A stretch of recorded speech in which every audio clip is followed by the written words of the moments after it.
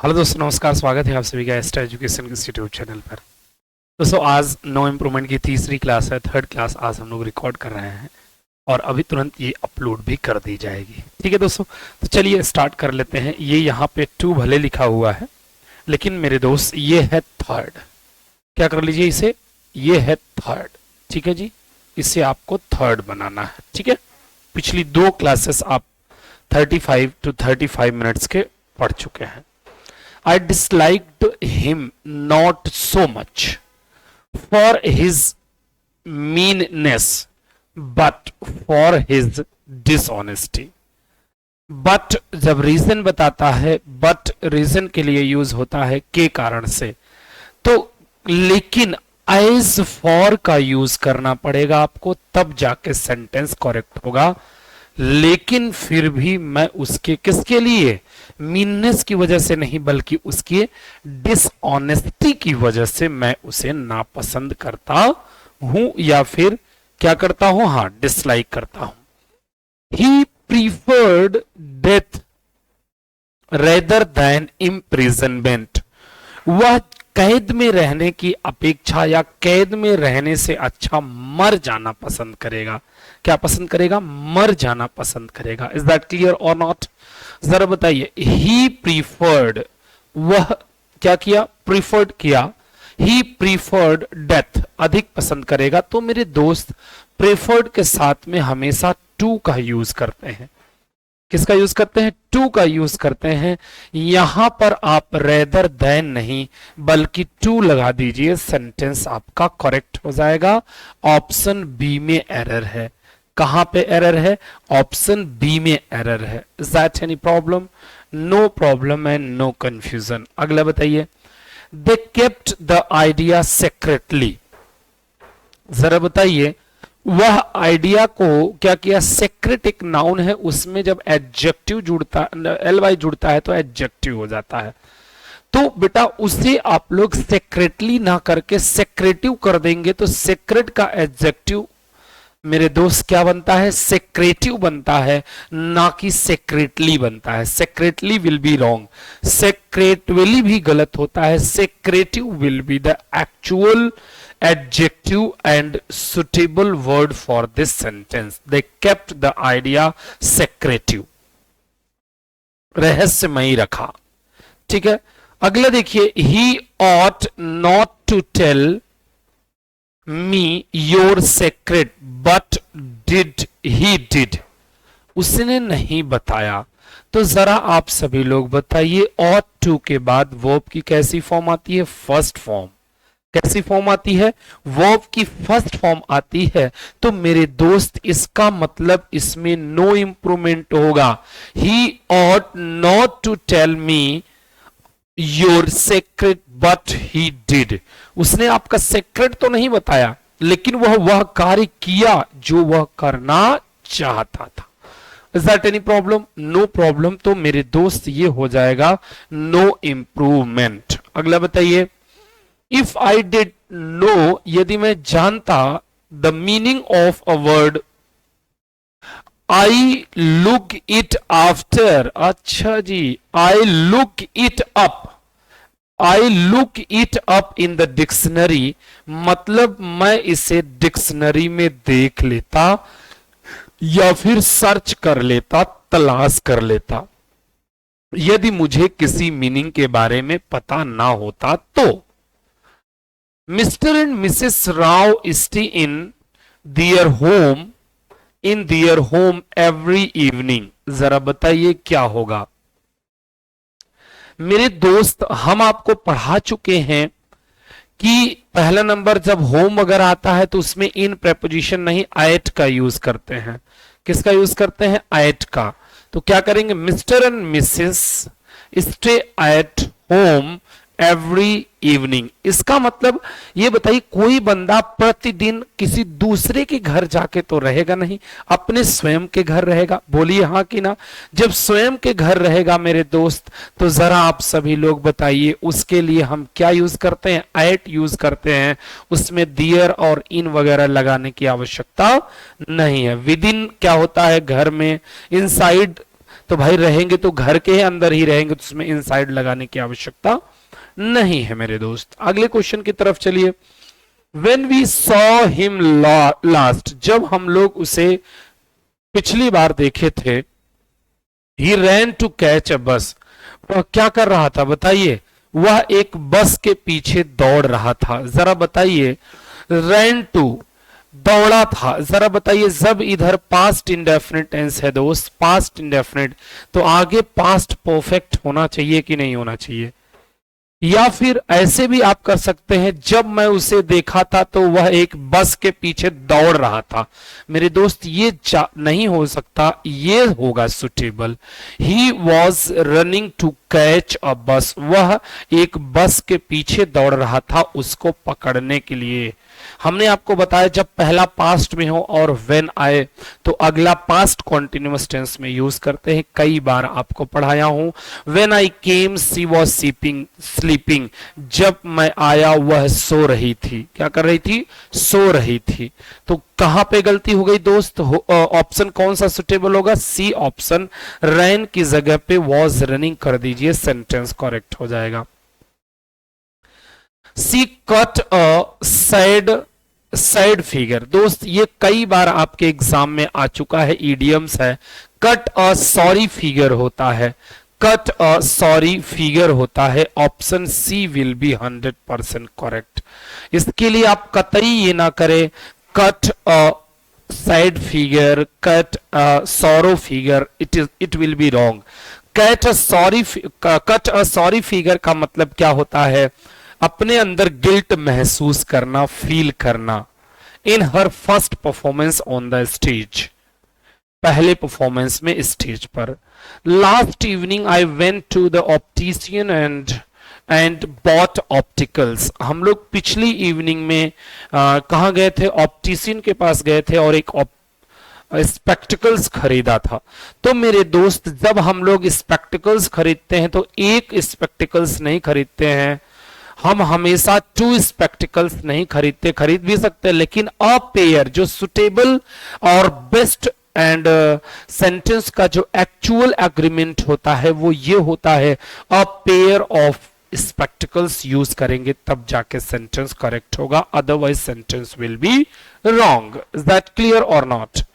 अगला क्वेश्चन देखिएगा मेरे दोस्त, अगला क्वेश्चन आपके सामने आएगा। तो I would like to avoid a 15 days holiday this summer. I would like to avoid a 15 days holiday this summer. मेरे दोस्त ये बताइए, अवेल के साथ पहला नंबर तो मेरे दोस्त रिफ्लेक्सिव प्रोनाउन आता है। कुछ ऐसी वर्ब होती हैं, जरा इसे समझिएगा। कौन कौन सी वर्ब है? जैसे इंजॉय हो गया, जैसे अवेल हो गया, जैसे आपका प्राइड हो गया। क्या हो गया दोस्त? प्राइड हो गया। ये कुछ ऐसी वर्ब्स हैं मेरे दोस्त जिनके साथ में हमेशा हम लोग रिफ्लेक्सिव प्रोनाउन का यूज 100% करेंगे। अगर नहीं करते हैं तो सेंटेंस रॉन्ग हो जाता है। और अवेल के साथ एक फिक्स प्रीपोजिशन होता है, दैट इज ऑफ। क्या है? ऑफ है। तो ये आप सेंटेंस को जरूर ध्यान देंगे, ठीक है जी। तो कहां पे गलती, कौन सा सुटेबल होगा? ये आपका सुटेबल होगा option B, to avail myself of. To avail myself of, क्योंकि आई है तो आई के साथ माई सेल्फ ही यूज होता है। That any problem? No problem and no confusion. अगला, my old teacher gave many poor students money in spite of he was poor। वाह बेटा वाह। होते हुए भी वो गरीब होते हुए भी वो पैसा दे देते हैं। तो even though will be there। होते हुए भी meaning, my old teacher gave many poor student money, बहुत से गरीब विद्यार्थियों को पैसा दे दिए थे। इन spite of he was poor, जब ये किसके बताइए? होते हुए भी। तो even though will be the suitable for this sentence, ठीक है जी। इवन दो ऑफ नहीं, सॉरी, ये सुटेबल है एकदम option D, no problem. Option D मतलब no improvement in spite of का भी मतलब होता है के होते हुए भी। यू शुड टू, मेरे दोस्त पहला नंबर, आप कभी भी कैन के साथ टू नहीं लगा सकते हैं, कभी भी आप कुड के साथ टू नहीं लगा सकते हैं, कभी भी आप शुड के साथ टू नहीं लगा सकते हैं, कभी भी आप मस्ट के साथ टू नहीं लगा सकते हैं। इन सभी के साथ आप टू लगाएंगे, सेंटेंस तुरंत गलत हो जाएगा। ऑट के साथ टू लगाते हैं, ऑट के साथ टू लगाते हैं, तो मेरे दोस्त आप जरा बताइए ये सही है, तो क्या ऑट के साथ टू आया? नहीं, गलत। तो ये बताइए क्या मेरे दोस्त यहां पे हैज हैव के साथ टू आता है? तो you have to read newspaper regularly if you want to be well informed. एकदम सही है, यही आपका सही है, क्योंकि जब आप अपने आप को वेल एक्सपर्ट बना के रखना चाहते हैं, वेल नॉलेज रखना चाहते हैं, तो ऐसे कंडीशन में मेरे दोस्त आपको क्या होना पड़ेगा? होना चाहिए नहीं बल्कि होना है, मजबूरी नहीं बल्कि उसको इंपल्स किया जाएगा। तो आप ऑप्शन बी पे टिक करेंगे तो सुटेबल होगा। If he has listening to, बेटा हैज हैव के बाद कभी भी लिसनिंग टू नहीं होता है, क्रिया की थर्ड फॉर्म होता है, और जैसे ही लिसन्ड आता है और उसके बाद ऑब्जेक्ट आता है उसमें टू का यूज जरूर करेंगे, अगर नहीं करेंगे तो सेंटेंस रॉन्ग हो जाएगा। क्या हो जाएगा? तो option B will be 100% correct. Is that any problem? No problem. He asked for a bank loan also he did have sufficient resources. जरा आप सभी लोग बता दीजिए कि इसमें क्या करेंगे। ही asked for a bank loan, वह एक बैंक लोन के लिए पूछा कि यदि he did not have sufficient resources, यदि उसके पास, कि इवन इफ, अगर उसके पास, यदि उसके पास कोई अदर रिसोर्सेस सफिशिएंट ना हो तो वह लोन के लिए उससे पूछा। So option B will be 100% correct. I went to the shop to buy some stationeries. जरा आप सभी लोग बताइए स्टेशनरीज, मेरे दोस्त मैं आपको कितनी बार पढ़ाया हूं? स्टेशनरी हो गया, सीनरी हो गया, डिक्शनरी हो गया, डिक्शनरी हो गया, और क्या हो गया? पोएट्री हो गया। ये कुछ ऐसे वर्ड होते हैं, फर्नीचर हो गया, क्या हो गया? फर्नीचर हो गया। ये सभी जो वर्ड होता है इनके साथ में हम कभी भी इस बात को समझेंगे मेरे दोस्त कि इनके साथ में कभी भी एस और ई एस नहीं लगाते हैं, इनके साथ कभी प्लूरल वर्ब नहीं लगाते हैं, हमेशा सिंगुलर वर्ब का यूज करते हैं। क्या यूज करते हैं? सिंगुलर वर्ब, और सिंगुलर इन्हें बनाते भी हैं। तो स्टेशनरी आप ऑप्शन ए पे टिक करेंगे, ये वाला नहीं, ठीक है जी, क्योंकि शॉप स्टेशनरी ये वाला होता है। I have been waiting there for the last two. तो मेरे दोस्त इसमें सिंस यूज हो जाएगा। क्यों यूज करेंगे? क्योंकि मैं आपको पढ़ा चुका हूं, जब last 2 days, last 3 days, last 2 hours, last 3 hours हो जाता है तो उसके लिए हम लोग सिंस का यूज करते हैं। The table needs to be painted, the table needs to be painted. जरा आप लोग बताइए, टेबल को आवश्यकता है पेंट करने की, एकदम सही है, उसमें कोई दिक्कत नहीं, क्योंकि बी आ जाता है तो क्रिया की थर्ड फॉर्म यूज कर लेते हैं हम सभी लोग। क्या यूज कर लेते हैं? वर्ब की थर्ड फॉर्म यूज कर लेते हैं, ठीक है जी। It began to rain heavily just when I prepared to go out, I prepared to go out. इधर बिगेन है, जब इधर बिगेन है तो इधर भी पास्ट होना चाहिए। तो जरा बताइए, it began to rain heavily, जब वर्षा होने लगी, just when I was preparing to go out, जब मैं तैयारी कर रहा था बाहर जाने की, जब मैं तैयारी कर रहा था बाहर जाने की। अगला बताइए, the couple seemed to love one another. Couple में दो होते हैं तो दोस्त, दो के लिए ईच अदर होता है, दो से अधिक के लिए वन अनदर होता है। तो यहां पर आपको ईच अदर का यूज करना पड़ेगा। क्या यूज करना पड़ेगा? Each other. It is high time that we did something, that we did something. जरा बताइए क्या सही है कि गलत है? एकदम 100% सही है मेरे दोस्त। It is high time, it is time, इनके बाद हमेशा पास्ट इंडेफिनिट ही आता है, मतलब क्रिया की सेकेंड फॉर्म। उसके अलावा कोई किसी और को यूज करेंगे तो सेंटेंस रॉन्ग हो जाएगा। Option D will be here. Is that any problem? No problem. अगला, if I were a millionaire I would have helped. बेटे जब यहां पे वर आता है और नाउन आता है तो सिर्फ और सिर्फ वुड के साथ वर्ब की फर्स्ट फॉर्म का यूज करते हैं। Option C will be correct. जब यहां हैड के साथ में वर्ब की थर्ड फॉर्म यूज करते हैं तब जाके आगे वुड हैव का यूज करते हैं, अदरवाइज हम वुड का यूज नहीं करते हैं। बोलो हाँ कि ना? The training programme was extended for a month.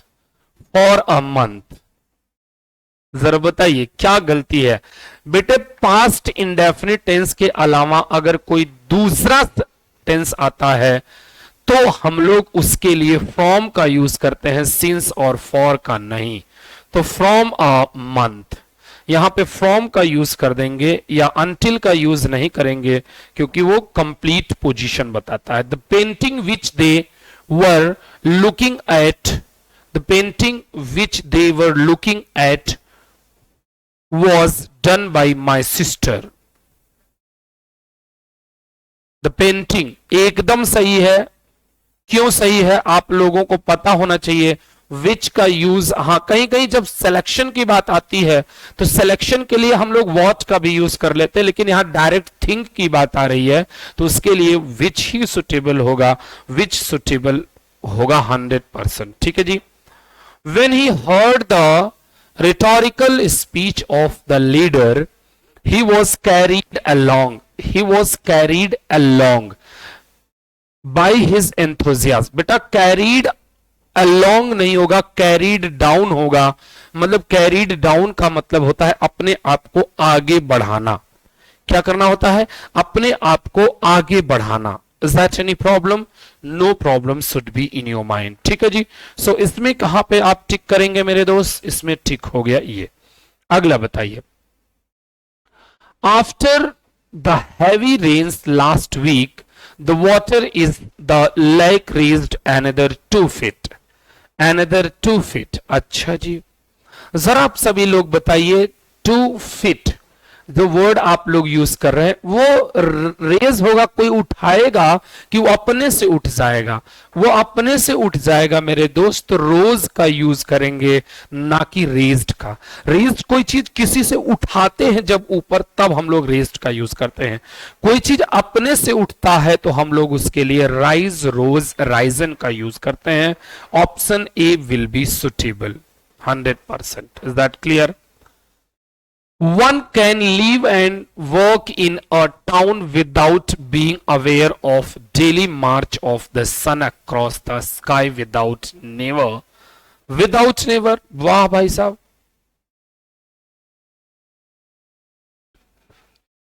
Without ever seeing. जब विदाउट खुद में निगेटिव हो जाता है या विदाउट हार्डली सेइंग, ऐसे आप यूज कर सकते हैं। उसमें नेवर वर्ड का यूज नहीं करेंगे, नहीं तो सेंटेंस गलत हो जाएगा। Option B will be 100% sure and clear.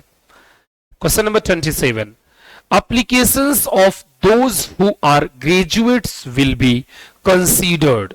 अच्छा जी, हु आर ग्रेजुएट्स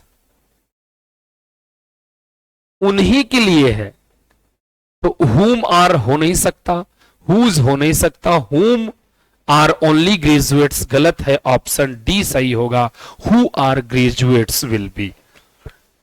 उन्हीं का एप्लीकेशन लिया जाएगा जो ग्रेजुएट है। जो कौन है? ग्रेजुएट है। ठीक है जी। अगला वर्ड बताइए आप लोग। The sparrow took no notice. No notice, notice के साथ में मेरे दोस्त टू का यूज होता है। Option C will be 100% correct. जैसे नोटिस के साथ लिमिटेड के साथ टू होता है, वैसे नोटिस के साथ। Shakespeare is greater than any other poet. Shakespeare is greater than any other poet, एकदम सही है, इसमें होगा नो इंप्रूवमेंट, और कोई जरूरत ही नहीं है इसमें। The number of people going abroad for vacation is ever increasing. मेरे दोस्त, एवर वगैरह तब आता है जब फॉर एवर वगैरह लगता है, उसमें सिर्फ इंक्रीजिंग। जब कोई चीज दिन पर दिन, यहां एवरी ईयर लगा है तो उसमें एवर लगाने की आवश्यकता नहीं है। इसका मतलब प्रतिदिन, दिन प्रतिदिन या पर ईयर, तो इसके लिए इंक्रीजिंग ही वर्ड यूज कर दीजिए। एवर हम लोग ऐसे सेंटेंस में नहीं यूज करते हैं। She was more intelligent than either of her three sisters. मेरे दोस्त, जब तीन बहनों की बात आती है तो हम ईदर का यूज नहीं करते हैं, एनी का यूज करते हैं। ईदर हमेशा दो व्यक्तियों या वस्तुओं के लिए लगाते हैं, नीदर हमेशा दो व्यक्तियों या वस्तुओं के लिए लगाते हैं, एनी ऑफ हमेशा हम लोग कितने, दो से अधिक के लिए लगाते हैं, नन ऑफ हमेशा दो से अधिक के लिए लगाते हैं। तो मेरे दोस्त बताइए इसमें कौन सा करेक्ट होगा? Option C, any of her three sisters. Is that clear? No problem. If you wrote to me earlier, would have का मतलब क्या हो जाएगा मेरे दोस्त? Had. Why? Because I told everyone and I taught everyone about these conditions that if the first sentence will be in past perfect, means had plus verb third form, then in the next sentence will be would have plus verb third form. Would have plus verb third form. Is that clear or not? So the option A will be suitable for the given and underlined word wrote. Is that any problem? No problem should be kept in your mind. So where is A option will be suitable for this sentence. Next, the research study in eye opener and attempts to acquaint us with the problems of the poor nations. My dear, attempts will accept always as a at. It will never accept to. It will never accept to. So option here is to, here is to. It is also wrong, it is also wrong, and that's already wrong. So option C will be 100% correct, because to will never accept as a preposition attempt. Is that clear or not? So option A will be correct. I hope it will not rain when then. When then.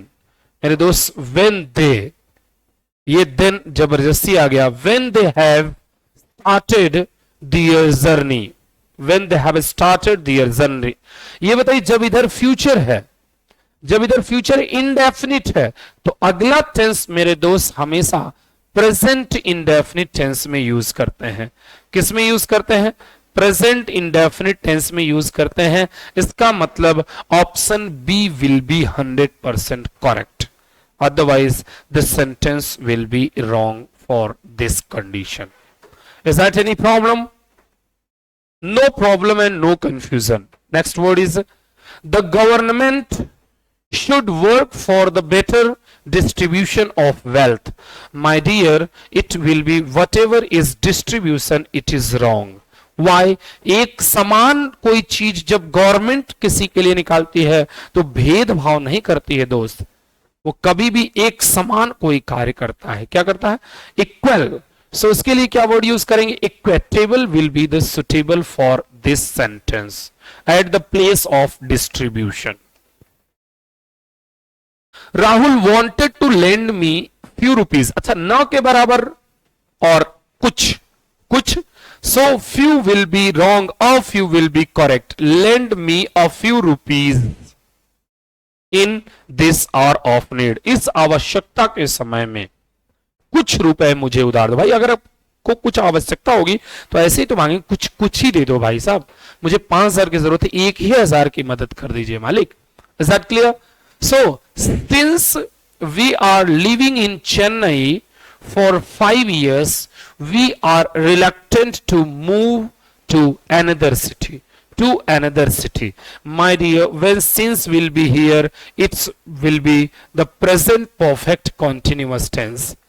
When the sentence is in since and for, then that sentence will be in present perfect continuous. So option A will be suitable for underlined word. He should not have. मेरे दोस्त, जो है should not, can not, could not के साथ कभी had नहीं आता, हमेशा वर्ब की फर्स्ट फॉर्म आती है, और हैव, हैड वर्ब की फर्स्ट फॉर्म हैव होता है. Option B will be suitable. It had been raining all in night. बताइए क्या गलती है? ऑल इन नाइट नहीं होता है, ऑल थ्रू नाइट होगा, और वो भी हैव बीन. यहां पे जो हैड बीन, ये ठीक है, इसको हैड को नहीं अंडरलाइन करना चाहिए था, हैड अंडरलाइन नहीं है, ओनली बीन रहेगा. Been raining all through night, through the night. Option B will be correct. Next and last word of the day. Mister Smith arrived in India in June last year. मेरे दोस्त, arrive के साथ इन भी होता है, arrive के साथ eight भी होता है. जब अराइव किसी छोटे प्लेस पे आते हैं तो एट लगाते हैं, जब किसी कंट्री में आते हैं तो उसके लिए इन का प्रयोग करते हैं. So option B will be suitable for this sentence. Is that any problem? No problem and no confusion should be in your mind. तो मेरे दोस्त, ये रहे आपके 40 question and class number 3. No improvement for SSC CGL tier 2 and you can say mains. तो मिलते हैं अगले एपिसोड में. तब तक के लिए bye bye, take care and जय हिंद, जय Bharat. Thank you so much.